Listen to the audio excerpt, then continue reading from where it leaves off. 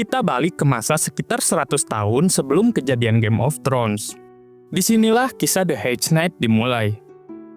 Hujan musim semi baru aja reda, tanah masih becek, dan seorang pemuda jangkung bernama Dang lagi menggali kuburan untuk gurunya, yaitu Sir Arlan dari Pennytree, atau yang biasa ia panggil Patua. Gurunya ini kesatria pengelana yang sudah menemaninya sejak kecil. Umurnya memang sudah tua, rapuh, dan akhirnya ajal menjemput di perjalanan. Dang sendiri masih muda, sekitar 16 atau 17 tahun. Badannya gede banget, hampir 2 meter lebih tinggi, tapi wajahnya masih polos. Dia kelihatan kuat, tapi sebenarnya masih bingung harus ngapain setelah kehilangan orang yang selama ini jadi satu-satunya keluarganya. Saat menguburkan gurunya, Dang sadar, dia nggak punya siapa-siapa lagi. Doa pun dia nggak bisa. Hanya ada dia, tanah basah, dan kenangan tentang gurunya yang dulu sering nyanyi lagu-lagu konyol sepanjang jalan. Berat banget rasanya nutup tanah di wajah orang yang paling berjasa dalam hidupnya. Setelah itu Dang mulai mikir, sekarang hidupku kira-kira bakal gimana? Dia sekarang punya 3 ekor kuda. Salah satunya yaitu Thunder, kuda perang tua yang masih gagah dan jadi harta yang paling berharga. Selain itu ada peninggalan lain dari Patua, yaitu pedang, baju besi, perisai dengan lambang piala bersayap. Semua itu sekarang jadi milik Dang. Masalahnya, semuanya dibuat untuk tubuh kecil Patua, bukan buat badan raksasanya Dang. Jadi agak kedodoran dan kocak kalau dipakai.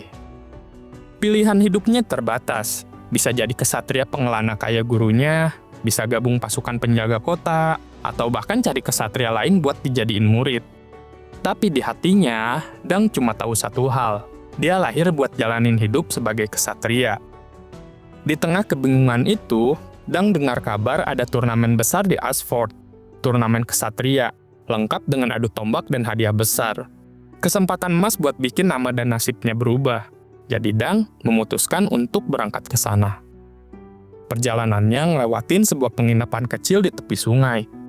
Disinilah Dang ketemu dengan seorang bocah aneh. Dia botak, kurus, tapi punya tatapan berani. Bocah ini kerja di penginapan sebagai pengurus kuda. Awalnya Dang cuma nyuruh dia kasih makan kudanya. Tapi si bocah ini beda. Dia bukan tipe anak kecil yang gampang disuruh. Jawabannya nyelekit, berani ngeyel, dan jelas bikin Dang kesel sekaligus penasaran.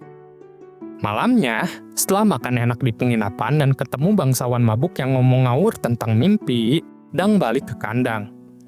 Ternyata si bocah botak itu lagi asik mainin baju besi gurunya sambil naik Thunder. Dang tentu aja marah, tapi bocah ini nggak takut, malah minta ikut Dang ke Ashford buat jadi pengikutnya, minta jadi squire-nya Dang. Dang lalu nolak, mikir hidup kesatria pengelana terlalu berat buat anak kecil. Tapi dari caranya ngomong, jelas banget kalau bocah ini bukan anak sembarangan. Dang akhirnya ninggalin penginapan itu.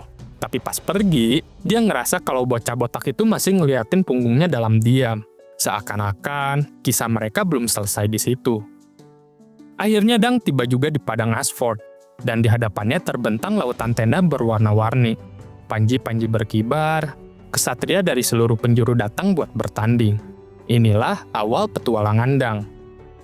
Setiap keluarga bangsawan kayak pamer tenda siapa yang paling gagah. Ada singa emas Lannister, rusa Baratheon, petir ungu Dondarrion, apel merah Fossoway, sampai burung bulbul Cairn. Semuanya ada. Dang sebenarnya udah hafal banget tentang lambang-lambang keluarga bangsawan dari cerita-cerita gurunya, dari Sir Arlan. Jadi walaupun dia nggak bisa baca tulis, kalau soal Panji dia jago.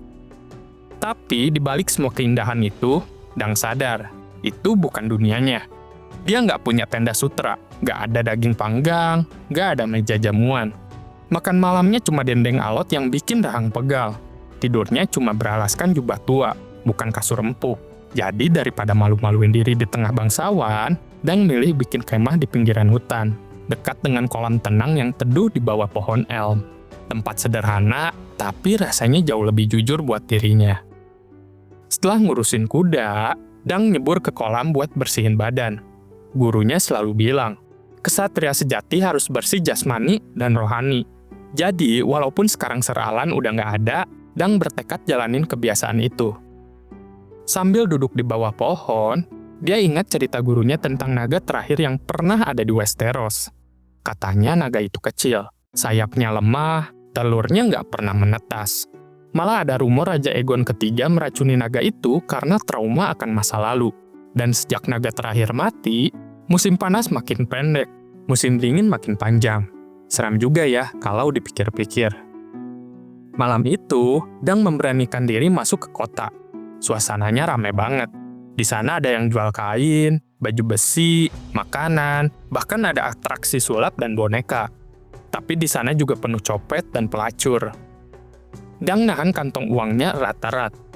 Di tengah hiruk-pikuk itu, dia beli sosis sama bir, terus nonton pertunjukan boneka naga.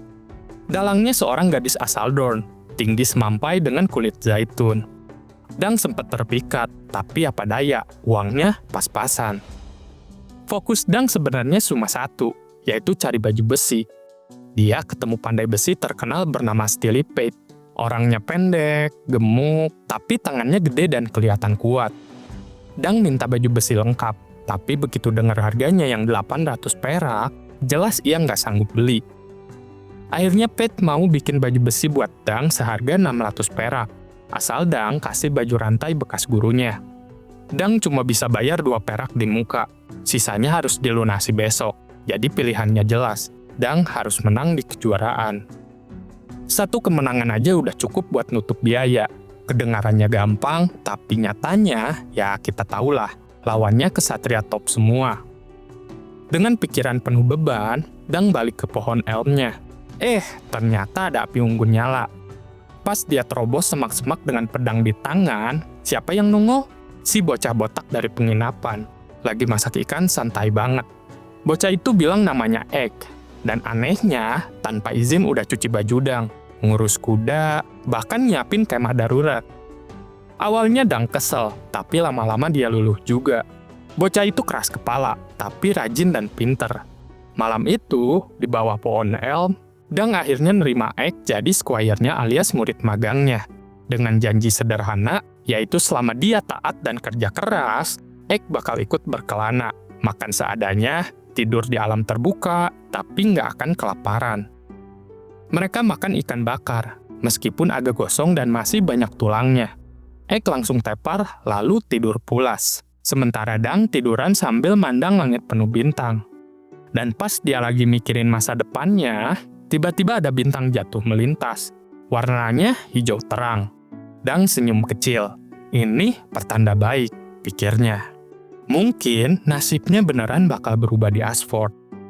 Pagi hari di perkemahan milik Dang, dia kebangun gara-gara dengar ayam jantan berkokok. Dan untungnya Egg masih ada di sana, meringkuk di balik jubah. Oke, bocah ini nggak kabur semalam. Lumayan bisa dipercaya. Mereka pun mulai beres-beres, lalu nyiapin kuda. Egg ternyata lumayan cekatan kalau lagi fokus. Tapi Dang harus ninggalin dia sendirian di perkemahan. Agak was-was sih, soalnya semua harta bendanya ada di situ. Tapi Dang percaya aja, mungkin memang bocah ini dikirim buat nemenin dia. Dang lalu pergi ke Ashford, tempat turnamen besar bakal digelar. Suasananya rame banget. Para tukang kayu lagi bikin pagar. Ada tenda baru, aroma babi asap kemana-mana, dan di seberang sungai ada kota kecil cantik dengan rumah bercat putih. Dang sampai mikir, gimana rasanya tinggal di rumah seperti itu, gak hidup berpindah-pindah. Begitu sampai di Kastil Ashford, Dang mendaftar buat ikut turnamen. Tapi masalahnya, dia ditanya, beneran kesatria bukan? Dang ngaku kalau dia dilantik sama gurunya, Sir Arlan, sebelum ia meninggal dunia. Masalahnya, gak ada saksi kecuali seekor burung robin. Panitia agak ragu, tapi akhirnya kasih syarat. Dang harus ada yang menjamin. Lalu Dang disuruh cari Sir Manfred Dondarrion, orang yang mungkin masih kenal sama gurunya. Sambil menunggu urusan itu beres, Dang coba menjual kudanya, si Sweetfoot, buat dapat uang tambahan. Sayangnya ditolak. Kepala pengurus kuda nyuruh dia bawa ke kota kalau mau dijual. Dang agak kecewa, tapi ya sudah. Nah, pas lagi di kandang, rombongan besar tiba. Kira-kira ada 100-an kesatria, lengkap dengan panji Targaryen berkibar. gambar naga 3 kepala berwarna hitam dan merah. Gak tanggung-tanggung, yang datang itu para pangeran Targaryen sendiri, dikawal Kingsguard yang gagah dengan jubah putihnya. Dang sampai melongo liatnya. Salah satu pangeran muda sempat nyangka Dang itu pengurus kuda. Gaya ngomongnya sombong banget. Rambut perak, mata ungu khas Valeria, dan pakaiannya mewah. Dang jelas minder, tapi juga makin yakin kalau dunia para bangsawan ini keras banget buat kesatria pengelana sepertinya. Untungnya, Dang juga ketemu beberapa Kingsguard yang lebih ramah. Mereka bahkan cerita kalau nggak akan ikut turnamen karena tugas mereka melindungi, bukan bertanding. Yang bakal bertarung itu Pangeran Valar dan beberapa sepupunya. Jadi, level lawan di turnamen ini jelas bukan main-main. Akhirnya Dang keluar dari kastil.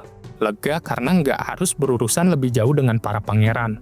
Tapi juga makin sadar, turnamen ini bukan sekedar adu kesatria biasa. Ini arena para bangsawan top, dengan politik dan gengsi yang ikut bermain. Ada Dang si kesatria pengelana, yang sedang mencoba membuktikan dirinya.